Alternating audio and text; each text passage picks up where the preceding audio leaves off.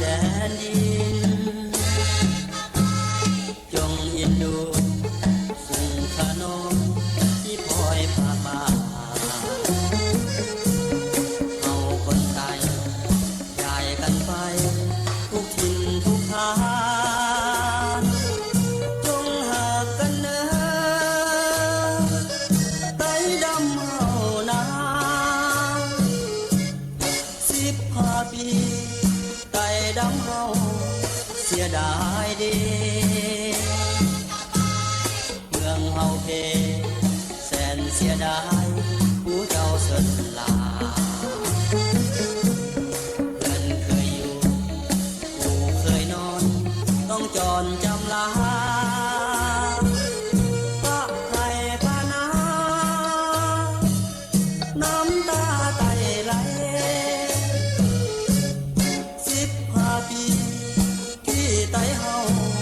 เสียแดนเคยหงเหืองสุงขนนอยู่สุขสบายลงแก่งตาได้สร้างสาบ้านเมืองไว้ให้บัดนี้จะไกลไต้เสียดายเด้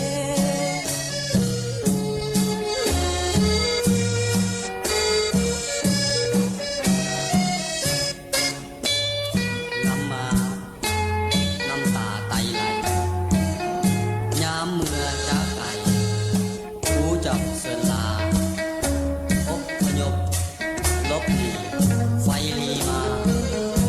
ไต้ดำตัวหนาน้ำหายจุ่มวัน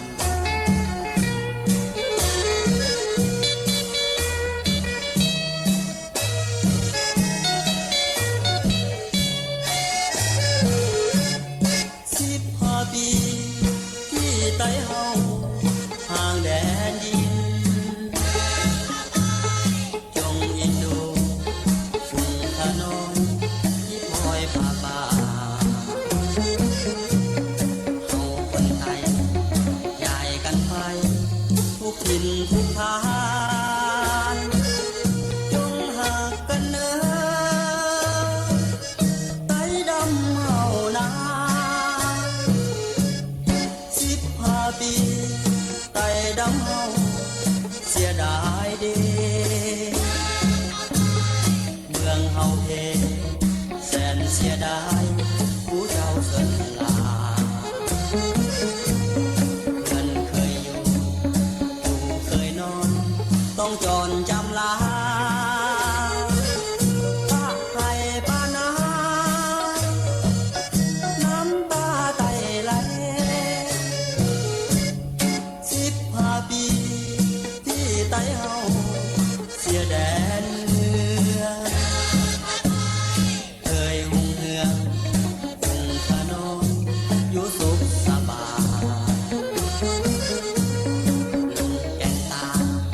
ได้สร้างสาบ้านเมืองไว้ให้